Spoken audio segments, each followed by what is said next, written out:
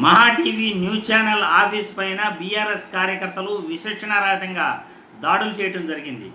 Office ముందున్న కార్లను పెద్ద పెద్ద బండరాళ్లతో ధ్వంసం చేయడం జరిగింది. ఆఫీసు లోపలకు చొచ్చుకుని వెళ్ళి ఆఫీసులో ఉన్న కుర్చీలను టేబుల్ను కూడా ధ్వంసం చేయడం జరిగింది. ఆఫీసులోని స్టూడియో రూమ్ కూడా ధ్వంసం చేయడం జరిగింది. బీఆర్ఎస్ కార్యకర్తల ఆగ్రహానికి కారణం ఏమిటంటే గత కొద్ది రోజులుగా కూడా ఫోన్ ట్యాపింగ్ విషయమై తెలంగాణ రాష్ట్రంలో కేటీఆర్ పైన మహా టీవీ న్యూస్ ఛానల్ వారు వరుసగా కథనాలు రాస్తున్నారు.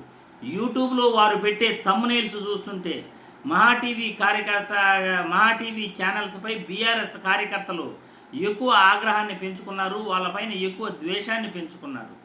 ఈరోజు గత కొద్ది కాలంగా వస్తున్న ప్రసారాలపైన కేటీఆర్ను రెచ్చగొట్టే విధంగా, కేటీఆర్కు జీవితం లేకుండా చేసే విధంగా మహా టీవీ వాళ్ళు కుట్ర పన్నారు అని బీఆర్ఎస్ కార్యకర్తలు మహా టీవీ ఛానల్స్ పైన, వాళ్ళ ఆఫీస్ పైన దాడులు చేయటం జరిగింది.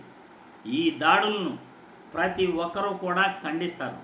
ఎందుకంటే మీడియాపై దాడులు చేయటం సమంజసం కాదు. మీడియా పైన దాడులు చేయటం అంటే సమాజంలోని మీడియా ఛానల్స్ గొంతుకును నొక్కేసినట్లే అవుతుంది. ఎందుకంటే పత్రికా స్వేచ్ఛకు భంగం కలిగించటం చట్టరీత్యా నేరం కూడా. ప్రశ్నించే వారి గొంతుకును నొక్కియాలని చూడటం చట్టరీత్యా నేరం కూడా. ఈరోజు మీడియా ఛానల్స్పై దాడిని ప్రతి ఒక్కరూ కూడా ఖండిస్తారు.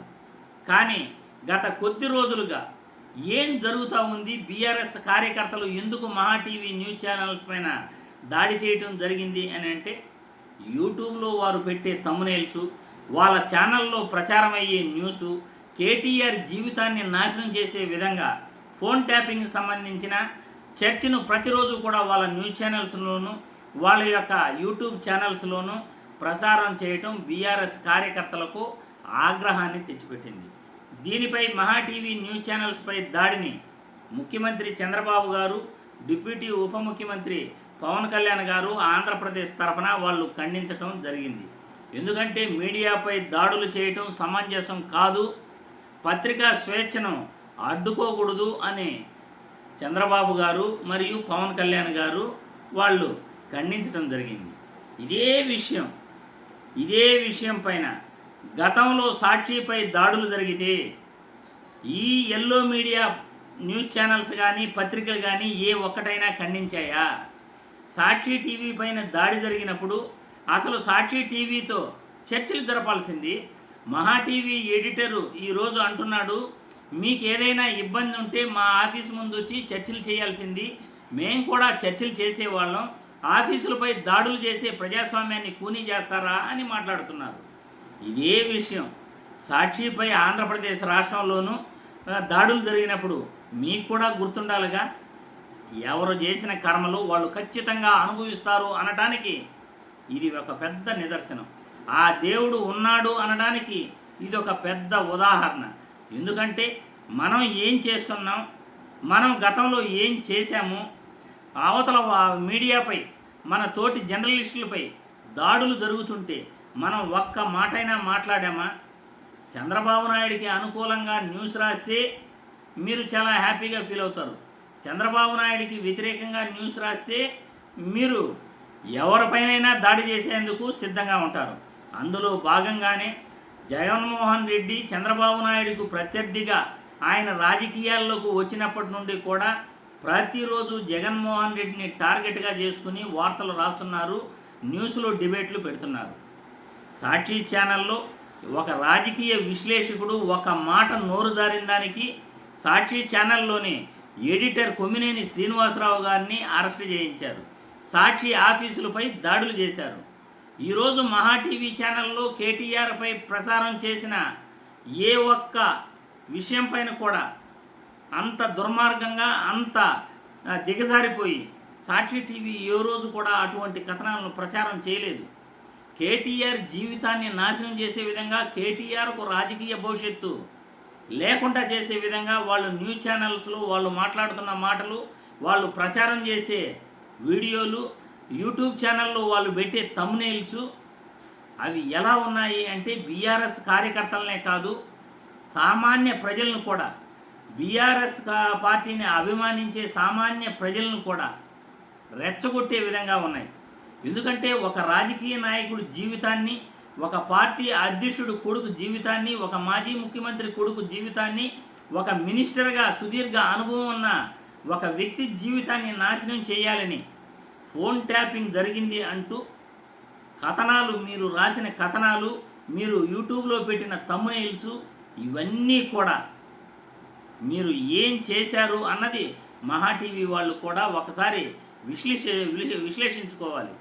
మహా టీవీపై కానీ, సాక్షిపై కానీ, ఇతరత్ర మీడియాలపై కానీ పత్రికా స్వేచ్ఛకు భంగం కలిగే విధంగా ఎవరిపైన దాడి చేసినా, జర్నలిస్టులపైన దాడి చేసినా, మీడియాలపైన దాడి చేసినా, పత్రికలపై ఆఫీసులపై దాడి చేసినా ఏ ఒక్కరూ కూడా ప్రోత్సహించకూడదు. ఖచ్చితంగా ఖండించాలి.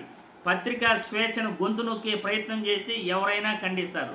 కానీ మీరు ఆ రోజు సాక్షి పేపర్పై దాడులు జరిగినప్పుడు మీరు ఖండించారా?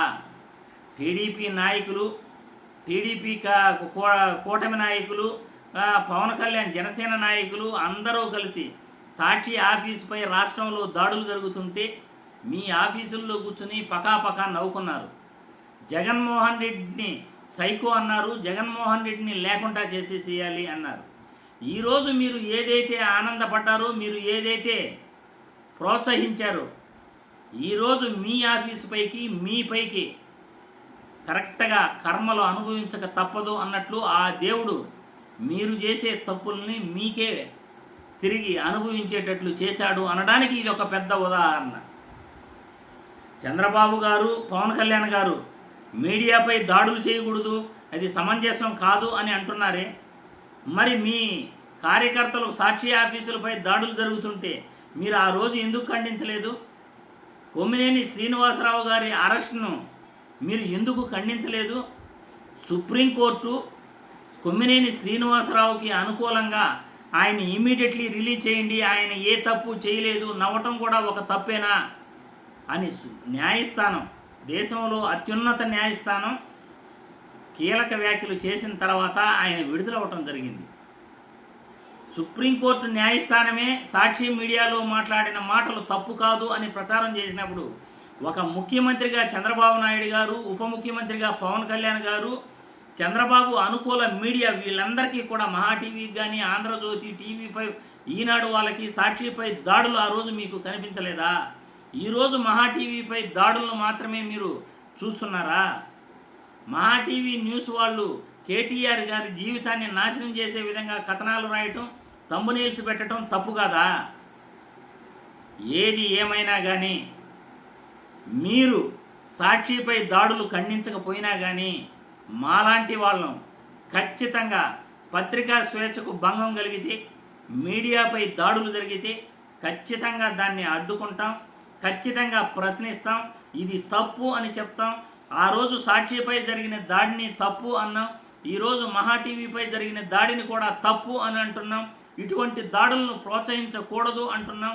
ఇటువంటి దాడులు చేసిన వారిని ఖచ్చితంగా శిక్షించాలి అంటున్నాం.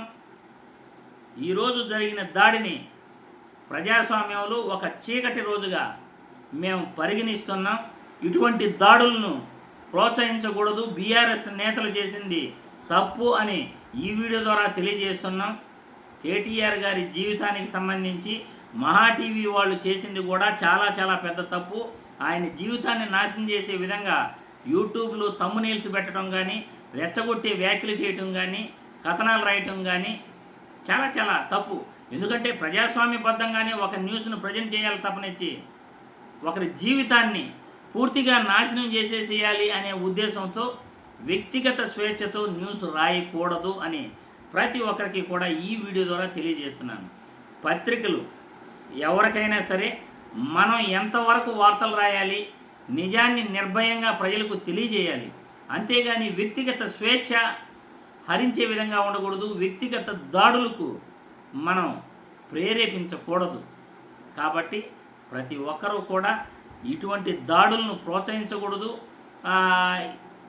మీడియాలో జరుగుతున్న అన్యాయాలను కూడా మనం జర్నలిస్టులు అని చెప్పుకుంటూ మనం రాజకీయ పార్టీలని లేకుండా చేసేసేయాలి అని చూడటం కూడా తప్పు అని నేను ఈ వీడియో ద్వారా తెలియజేస్తున్నాను.